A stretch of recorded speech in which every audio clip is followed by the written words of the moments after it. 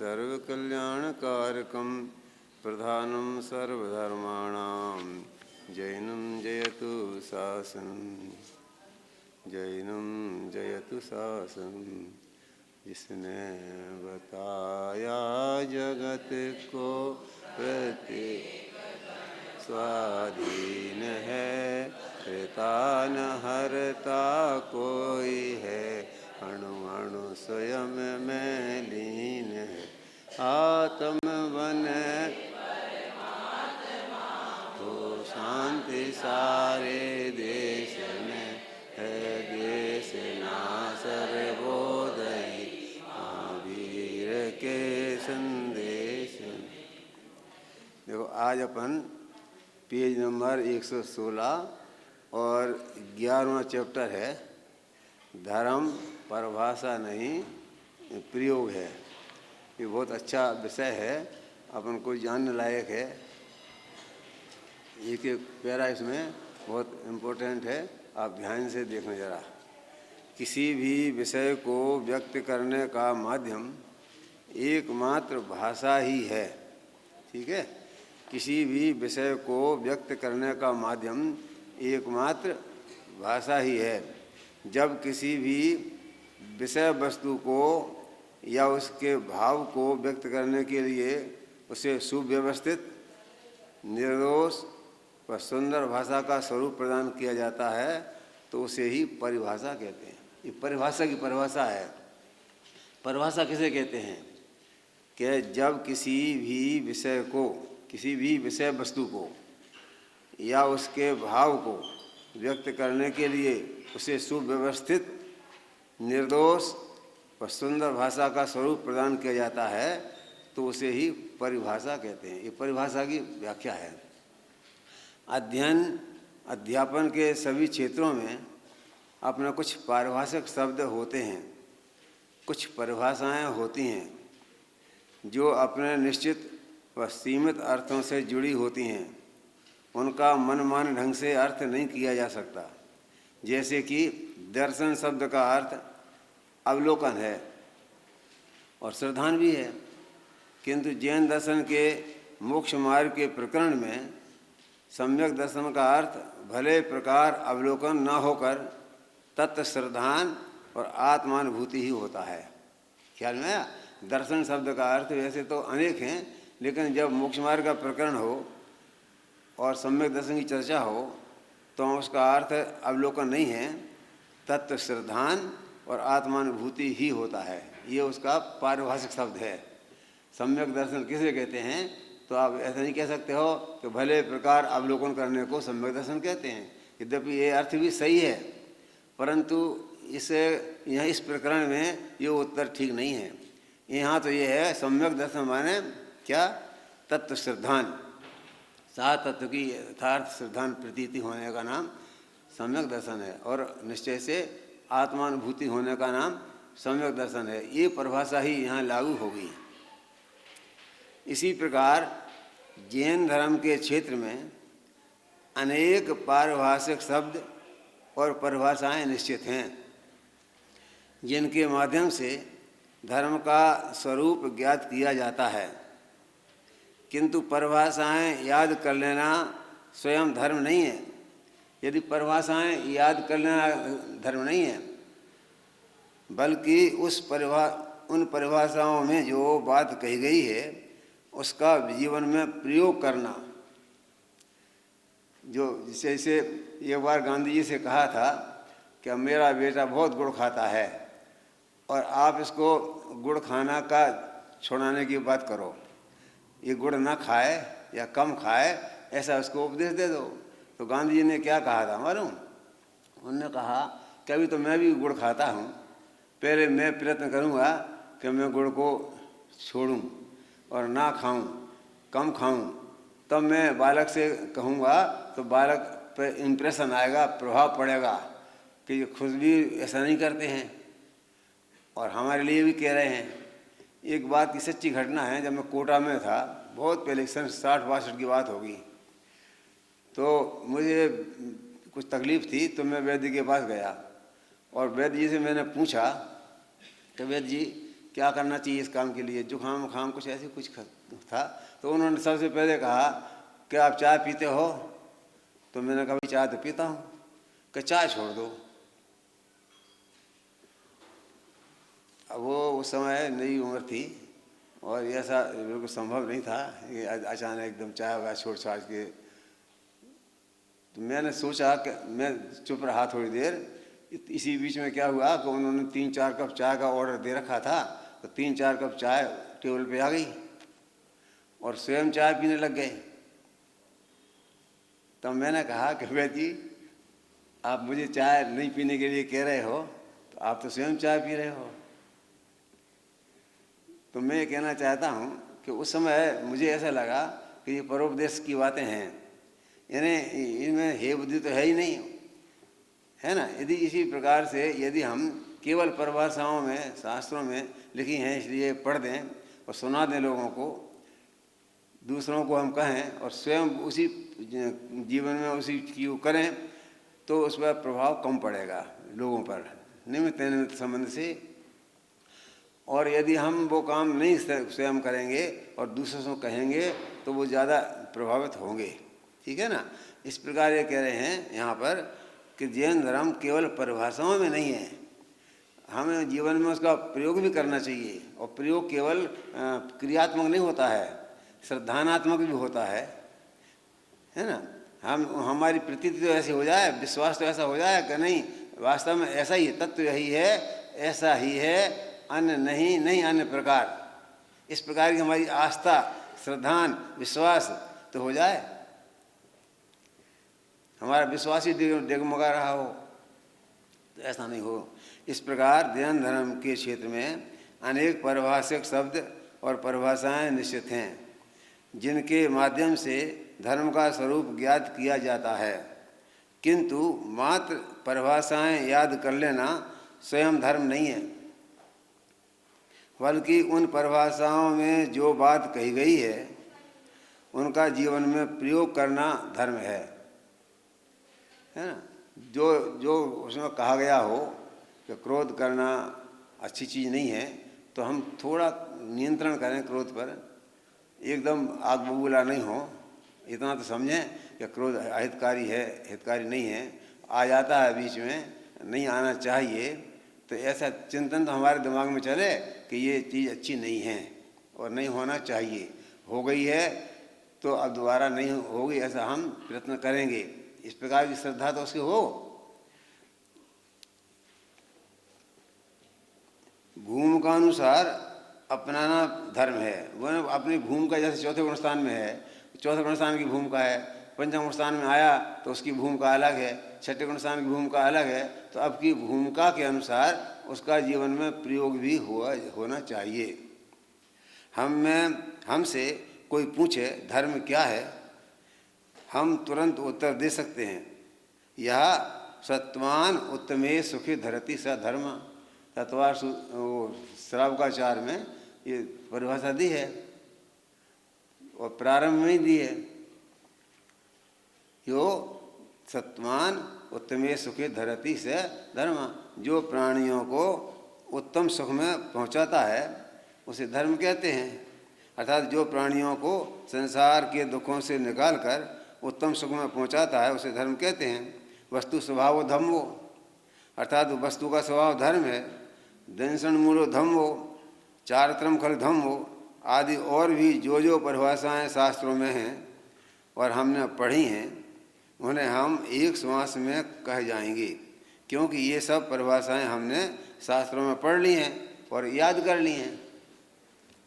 इसी तरह अहिंसा, अनेकांत, स्यादवाद, न्याय, प्रमाण, निक्षेप आदि तथा द्रव्य गुण पर्याय, सात तत्व, 9 पदार्थ, गुणस्थान, मारणास्थान, प्राण, पर्याप्ति आदि सभी सिद्धांतों की भी हम सूक्ष्म चर्चा कर सकते हैं, क्योंकि हमने सब शास्त्रों में पढ़ लिया है।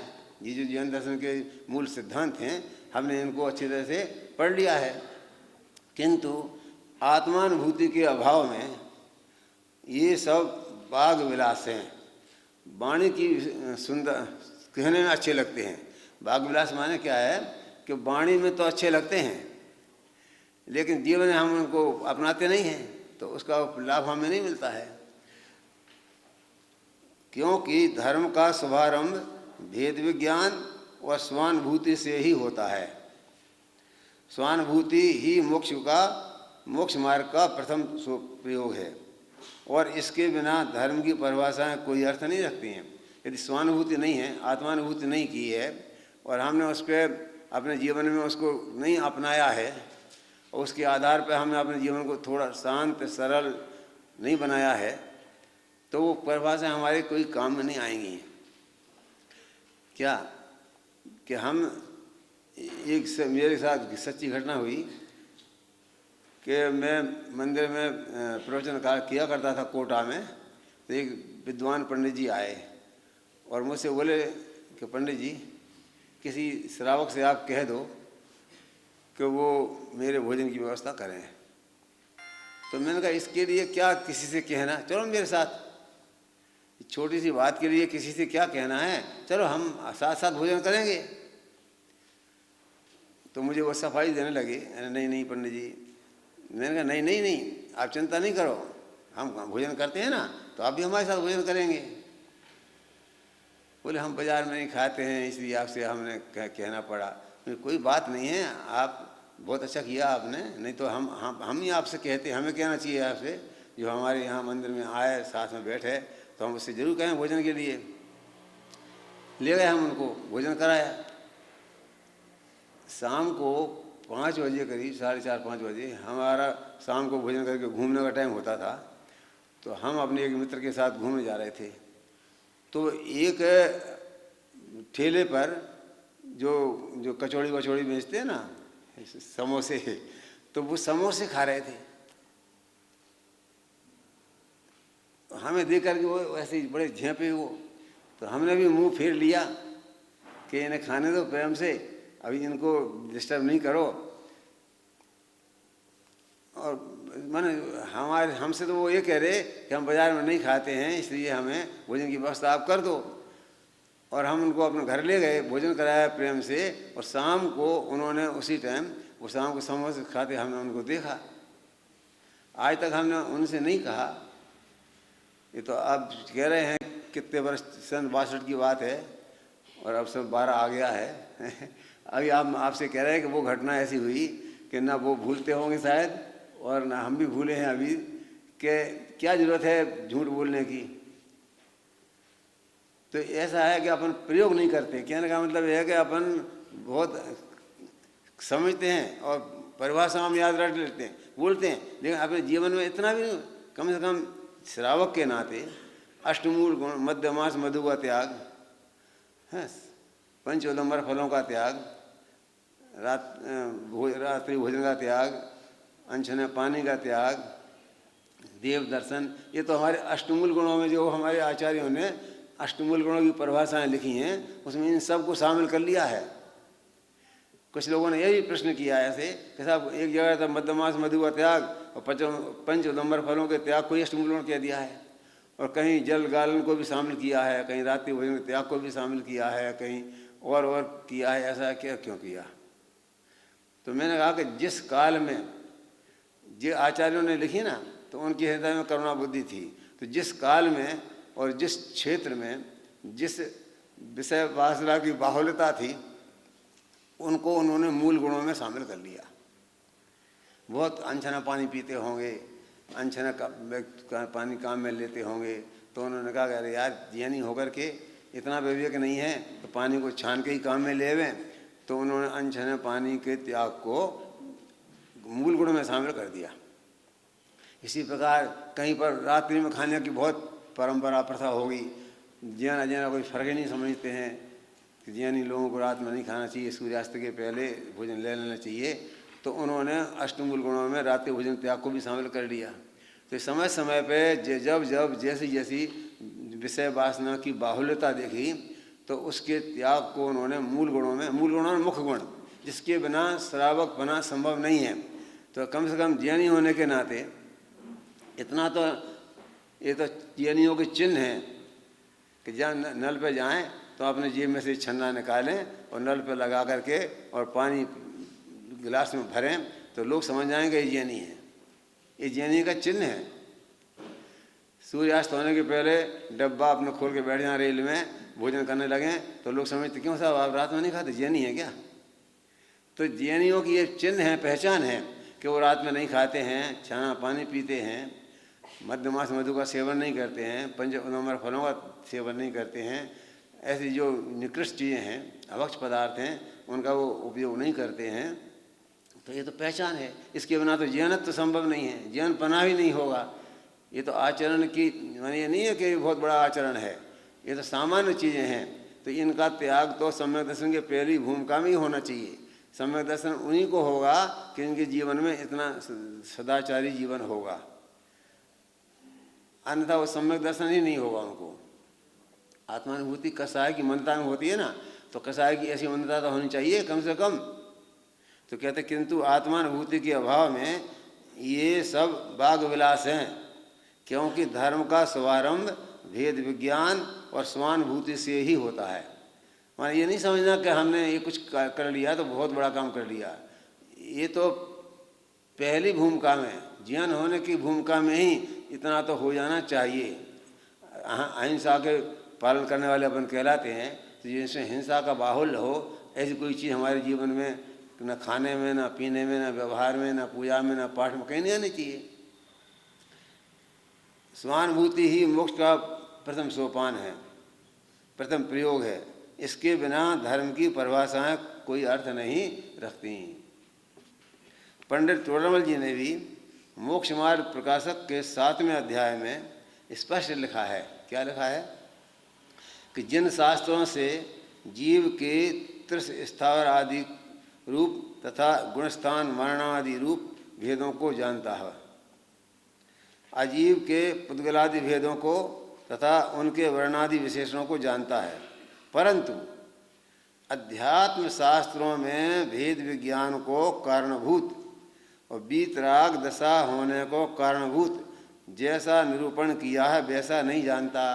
क्या इतना तो जान लेता है ज्ञानी होने के नाते, लेकिन क्या नहीं जानता है वो कि अध्यात्म शास्त्रों में एक तो भेद विज्ञान का कारणभूत और वीतराग दशा होने के कारणभूत जैसा निरूपण किया है, उसको नहीं समझता वो।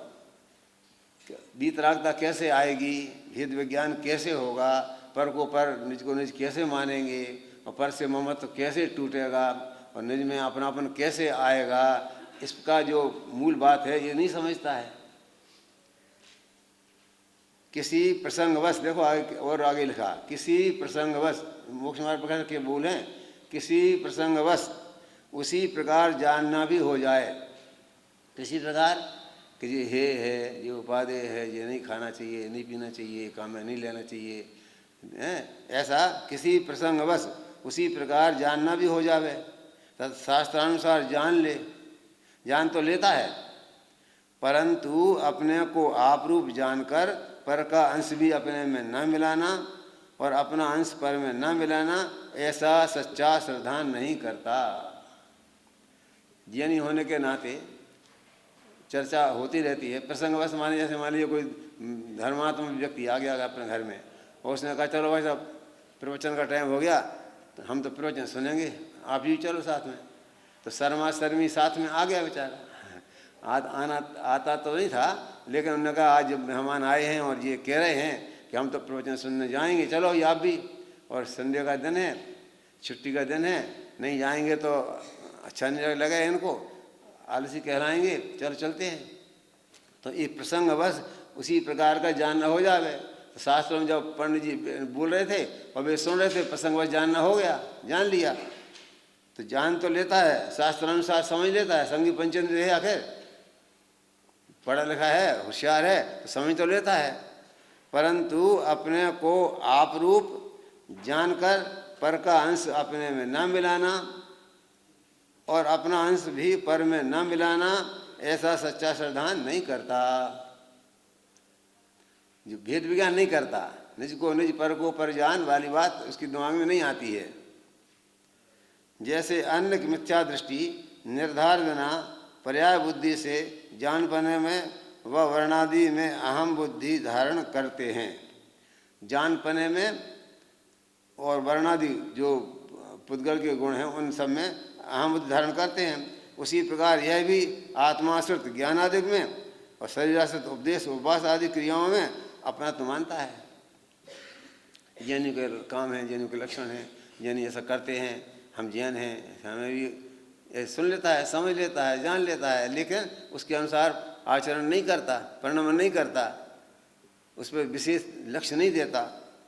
कभी शास्त्रानुसार सच्ची बात भी बनाता है, शास्त्र में लिखा है तो उसके अनुसार सच्ची बात भी बनाता है, परंतु अंतरंग निर्धार रूप श्रद्धा नहीं है।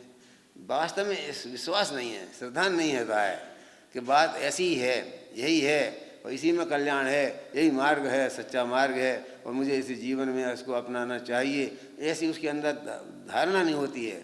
तो वो कहते केवल परिभाषाएं रट ली उसने और प्रसंग बस जान लिया, जानना हो गया, जानने में आ गया।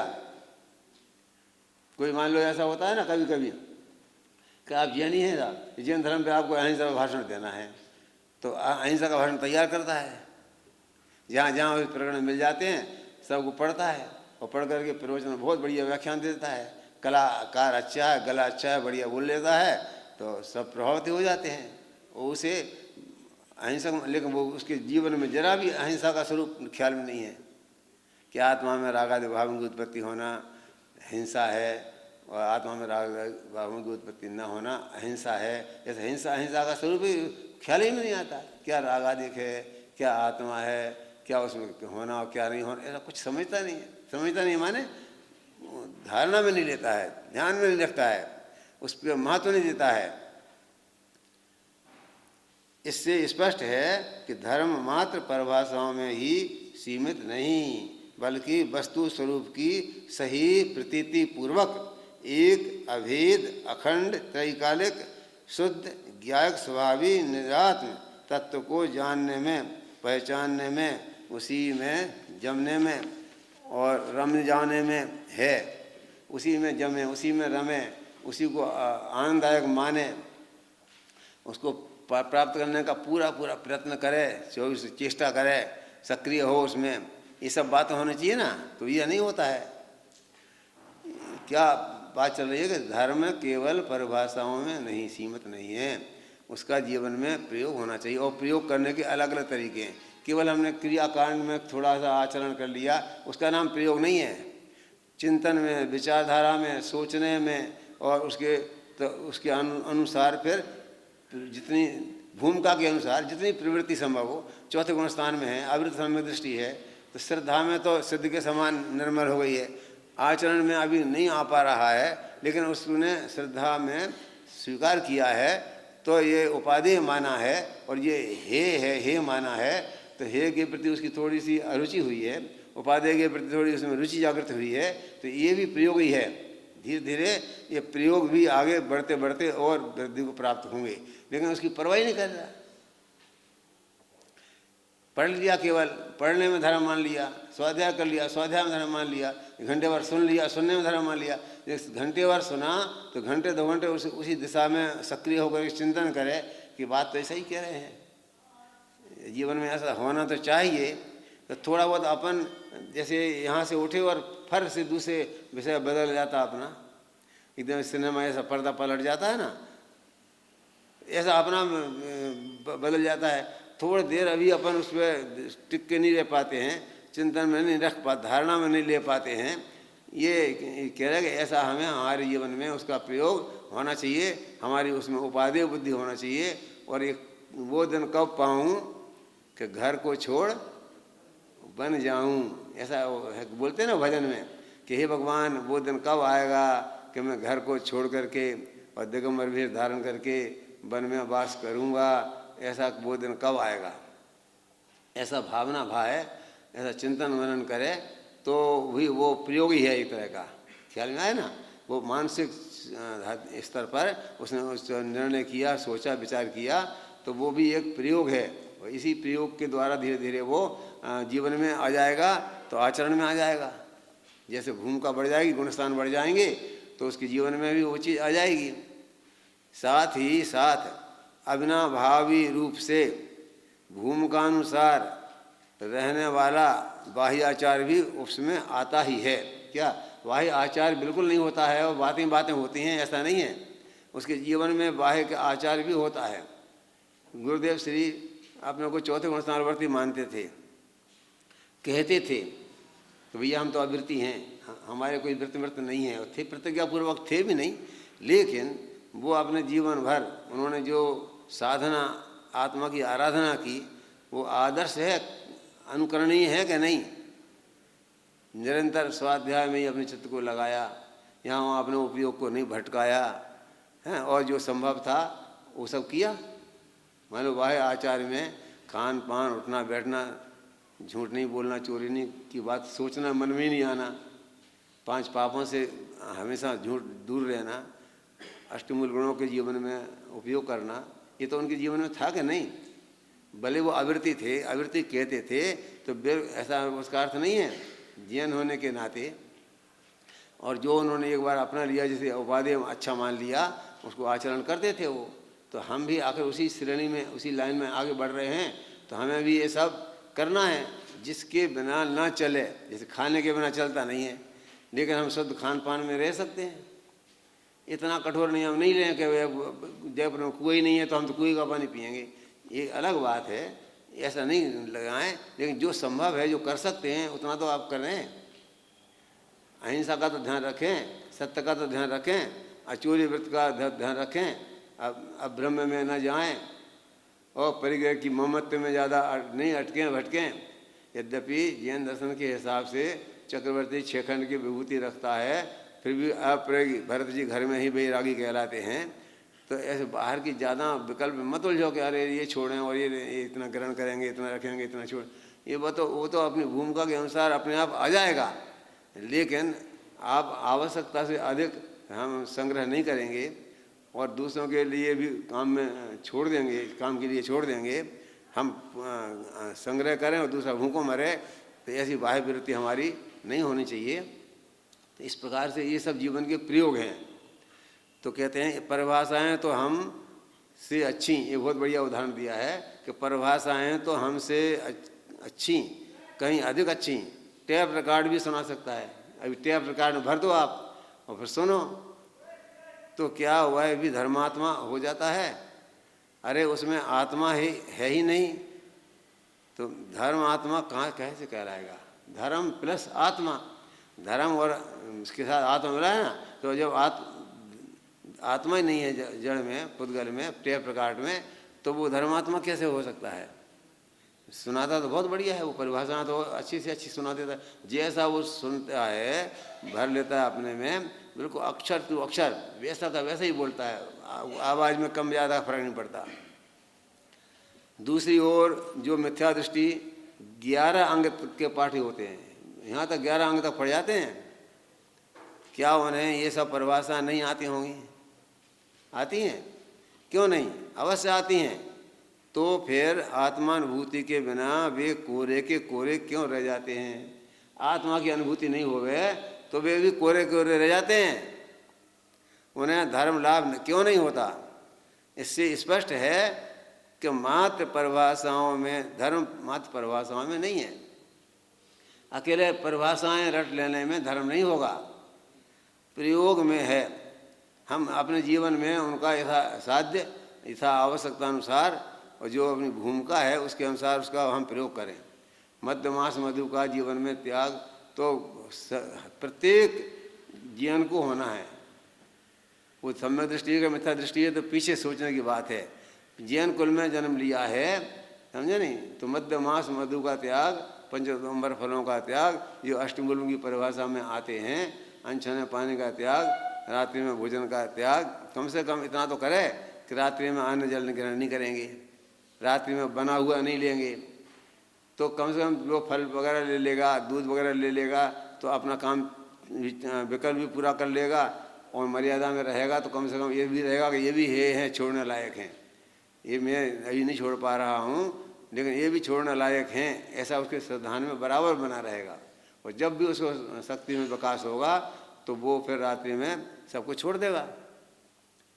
अब मान लो जल नहीं छूटता है, किसी को प्यास लगती है, गला सूखता है, तो कहते हैं कि जल वगैरह ऐसी चीज़ें हैं कि इनमें भूख की प्रधानता नहीं है, इसमें खाने का स्वाद की प्रधानता नहीं है, लेकिन कि शरीर की आवश्यकता के हिसाब से किसी की बीमारी के कारण, किसी के कारण से कुछ होता है तो अपनी मर्यादाएं रख कर के जितना संभव हो उतना तो त्यागना ही चाहिए।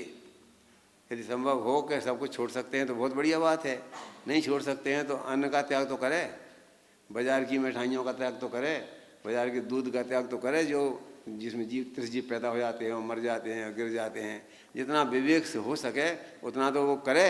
ये कह रहे हैं भगवान महावीर के जीव ने, देखो कितना बढ़िया दृष्टांत दिया है। भगवान महावीर के जीव, भगवान महावीर का जो सिंह पर्याय में आया था ना, उसके पहले वो 7वें नरक में था।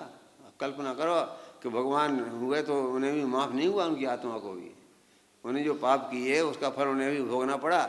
7वें नरक से सिंह की पर्याय में आए थे वो। भगवान महावीर के जीव ने सिंह की पर्याय में परिभाषाएं नहीं रटी। सिंह की पर्याय में क्या रटता वो, क्या समझता और क्या जानता, और कौन सा किताबें थी उसके पास पढ़ने को हाथ में, तो परिभाषाएं नहीं रटी, ना उसे कोई भाषण देना ही आता था, किंतु मुनिराज का संबोधन प्राप्त कर भेद विज्ञान हो गया था। निज को निज और पर को पर जान लिया था। संयोग में सुख नहीं है ये उसके ख्याल में आ गया था। भेद विज्ञान होते ही आत्मानुभूति हो गई और जीवन में धर्म का शुभारंभ हो गया। बारंबार वस्तु स्वरूप का विचार किया, मन में क्षण भर को विश्रांति पाकर अतीन्द्रिय आनंद का अनुभव किया। संगी पंचेंद्रिय था ना, मन था, संगीपना था, पशु है तो क्या हुआ, लेकिन संगी पंचेंद्रिय था, मन था, तो कषाय मंद हुई और ये सब कुछ हो गया। बनारस जी के शब्दों में कहें तो क्या कहते हैं, वस्तु विचारत ध्यावित मन पावे विश्राम, रसवादत सुख उपजे अनुभवता को नाम। अनुभव की परिभाषा करी उन्होंने कि वस्तु माने जानते हो क्या, वस्तु माने 6 द्रव्य, 7 तत्व, 9 पदार्थ, ये सब वस्तु हैं। जिसमें वस्तुत्व गुण पाया जाए वो सब वस्तु हैं। वस्तुत्व गुण की सामान्य गुण है वस्तु, 6 द्रव्यों में होता है, तो वस्तुत्व गुण की अपेक्षा उसका नाम वस्तु है।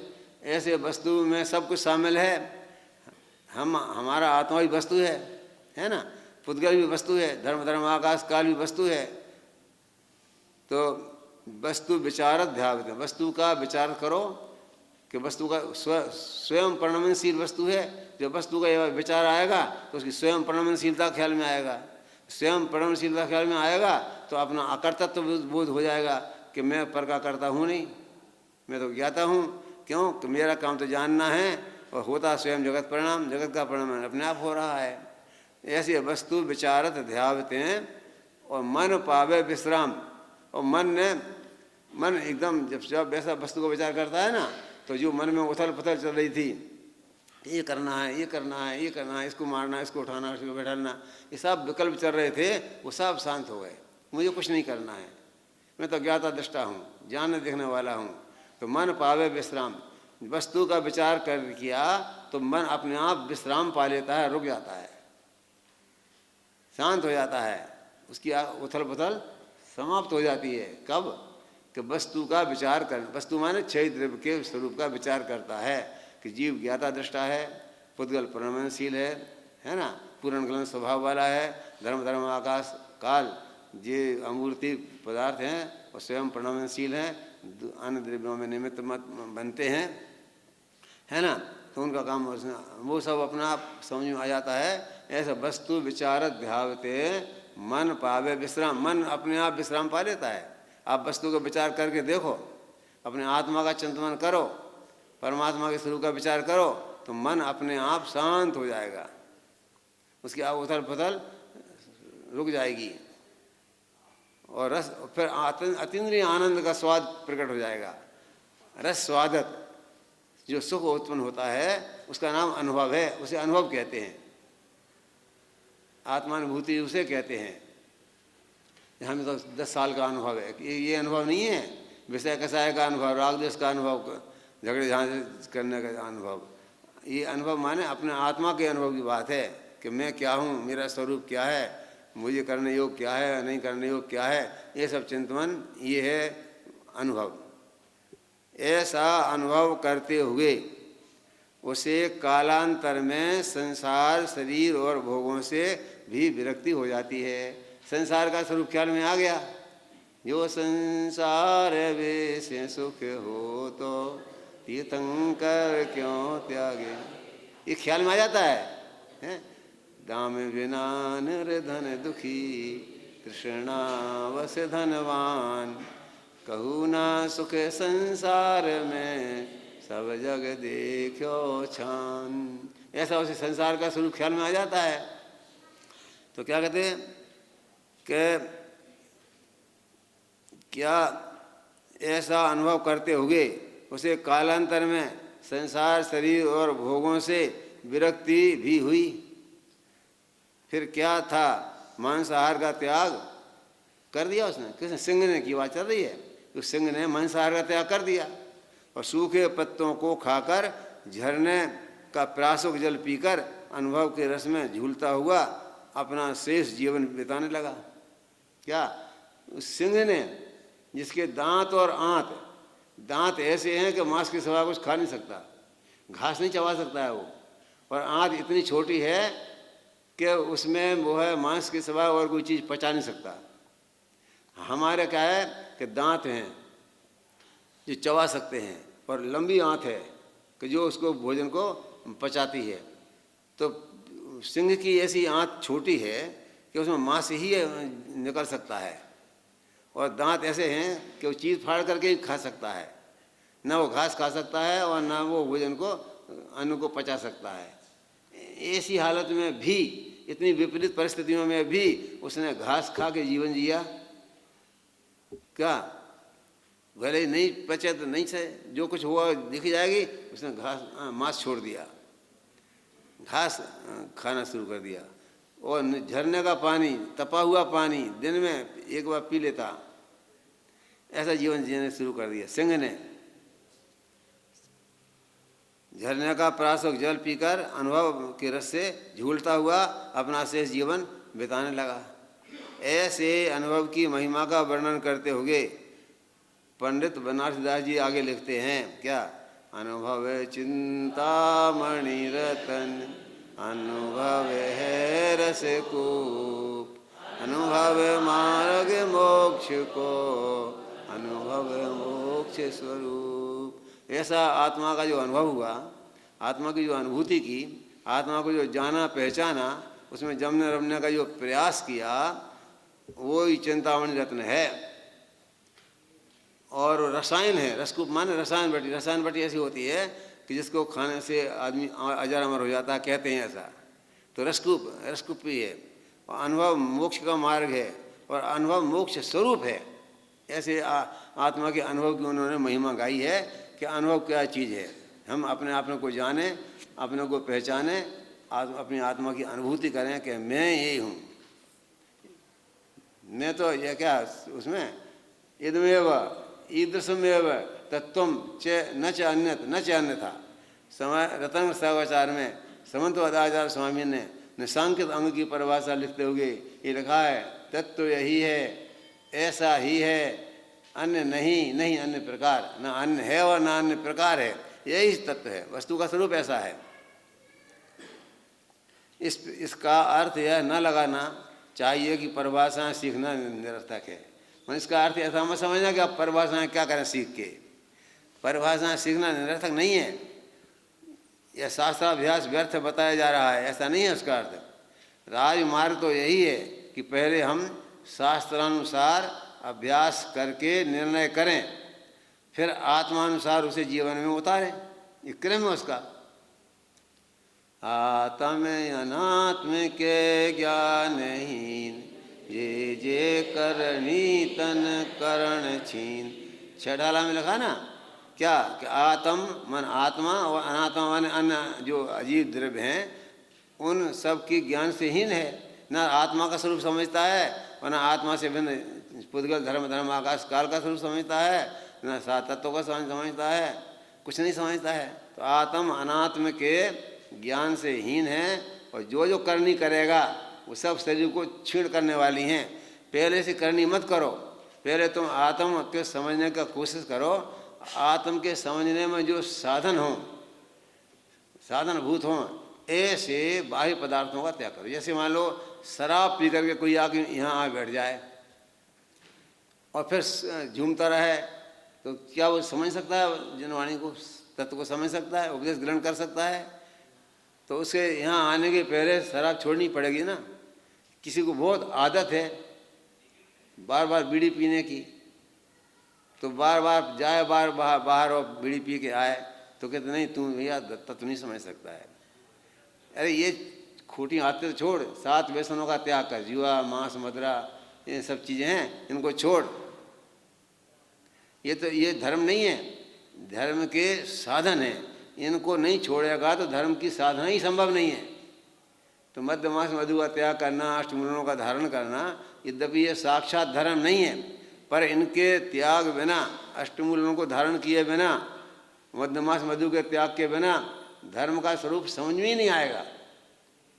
इसलिए इनका त्याग करना जरूरी है। अभी मान लो कोई विद्यार्थी है और शाम को खूब खाना खा ले और फिर यहाँ प्रवचन में बैठ जाए, तो नींद आएगी उसको, तो क्या सुनेगा, क्या समझेगा? तो कहते देखो अल्पाहारी गृह त्यागी विद्यार्थी पंच लक्षण। मालूम है कौन कौन से लक्षण? 5 हैं। सबको याद होना चाहिए।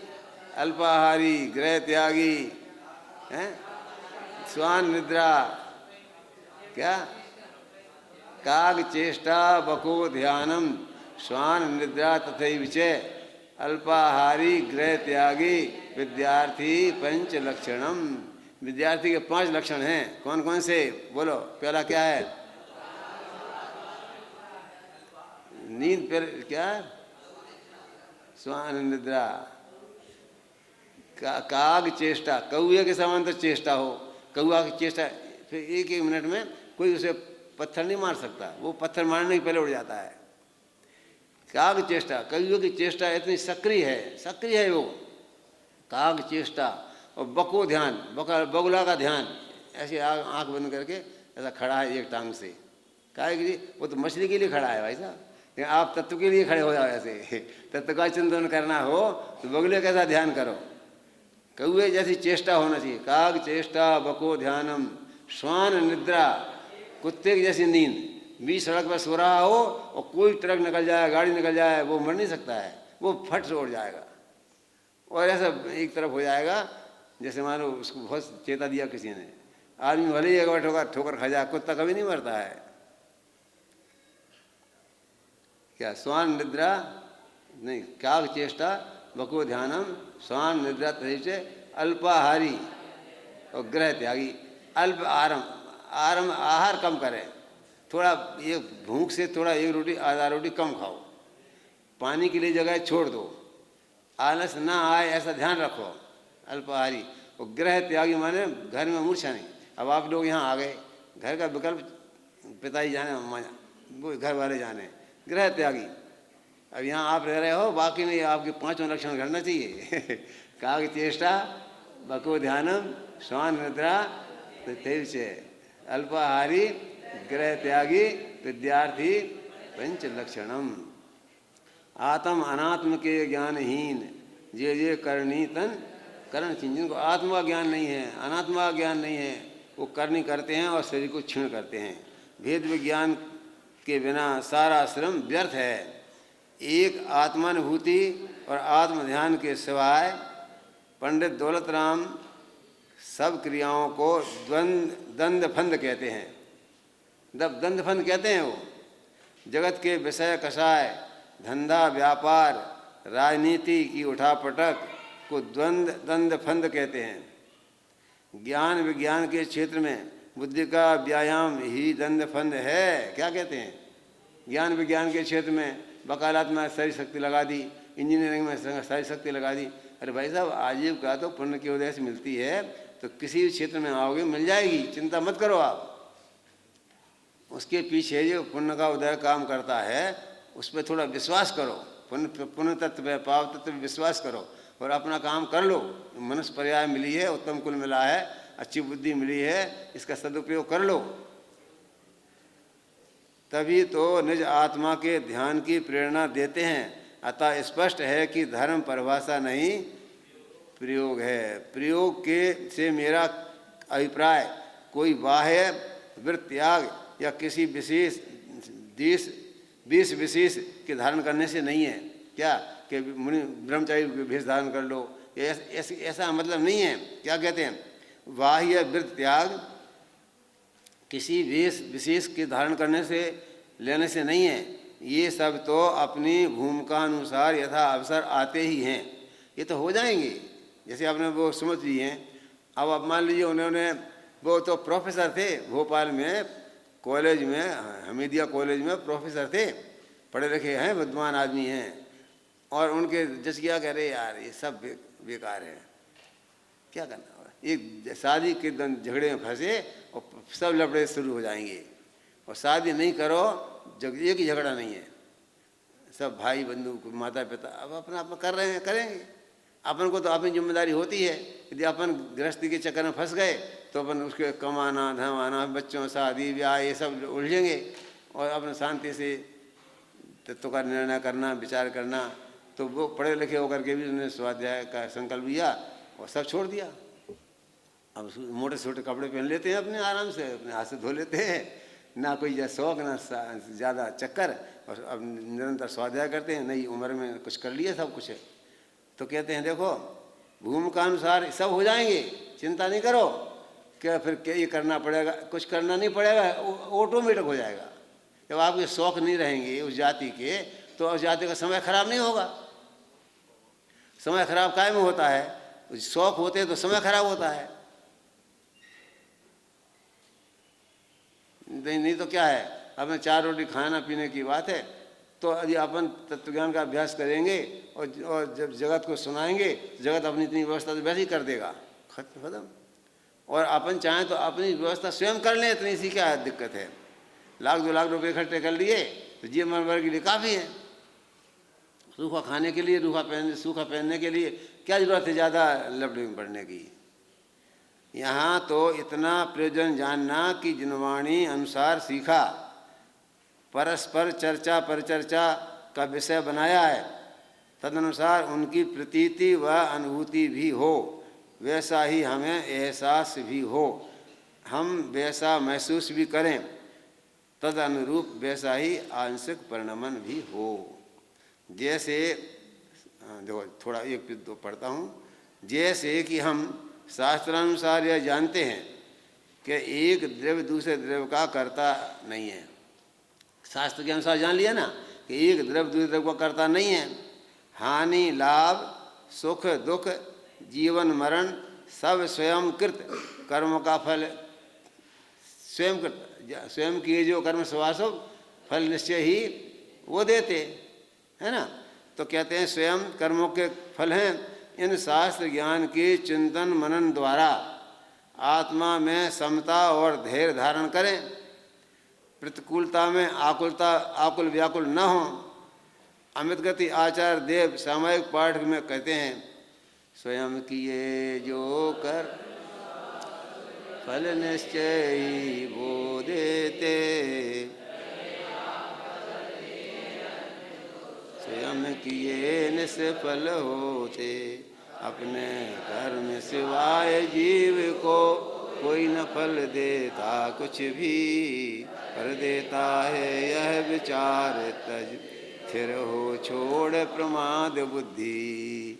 और कहा क्रम नियमित व क्रमबद्ध ही होता है, ऐसा कहा ना कि जो जो देखी सो होसी बीरा रे, होसी नहीं कबहूँ काहे होते अधीरा। ये जो चिंतन है ना अपना, यही प्रयोग है। इस चिंतन के अनुसार फिर बेचैन क्यों होते हो, परेशान क्यों होते हो? तो परेशानी कम हो जाए, ये हो गया प्रयोग। आपके जीवन में वो जो सिद्धांत को, जो नियम आपने पढ़े हैं, उनको आपने अपनाया और अपने जीवन में सांत्वना धारण करी, शांति धारण करी, तो आप प्रयोग हो गया। फिर वो भूमिका के अनुसार जीवन में भी आ जाएगा, उसका निषेध नहीं है। जैसे जैसे भूमिका बढ़ती जाएगी उसके अनुसार जैसे आपकी आकुलताएँ कम होती जाएंगी, आपने ऐसी झंझटें कम कर दी, मान लो शादी नहीं की तो एक बहुत बड़ा काम हो गया, जीवन भर के लिए आप निश्चिंत हो गए। और शादी कर भी दी, कोई चिंता नहीं, बात नहीं, शादी करो आराम से, और बच्चे भी हो गए, एक आध पत्नी भी आ गई तो आपको समय पर खाना बनाने को मिल जाएगा। उस पत्नी को भी ट्रेंड करो, उसको भी स्वाध्याय कराओ, उसका भी कल्याण करो, बच्चों को भी संस्कार दो। तो गृहस्थ जीवन में रह कर के भी हम बहुत काम कर सकते हैं, बशर्ते ये कि चुनाव में हम ध्यान रखें कि हमारी पत्नी आए तो कैसी हो, वो भी स्वाध्याय प्रेमी हो, वो भी अध्ययन मनन चिंतन में निष्णात हो। बच्चों को जैसे बड़े हो जाएं तो उनको भी संस्कार ऐसे दो, उनको ऐसे पढ़ाओ लिखाओ, योग बनाओ, तो गृहस्थी में रह करके भी वो सब काम हो सकता है। ऐसी कोई बात नहीं है कि गृहस्थी में नहीं होता है, गृहस्थी में भी होता है। करने की वो चाहिए अपन को रुचि, जैसे रुचि अन्यायी वीर परायमान होता है, ऐसे पुण्य का उदय बनता है तो ऑटोमेटिक बाहर के साधन सब मिलते हैं। इस प्रकार से अपन ने आज यहाँ तक पढ़ा है। अब मैं टाइम हो गया है, शेष बात अपन कल करेंगे, है ना। 120 बोलो।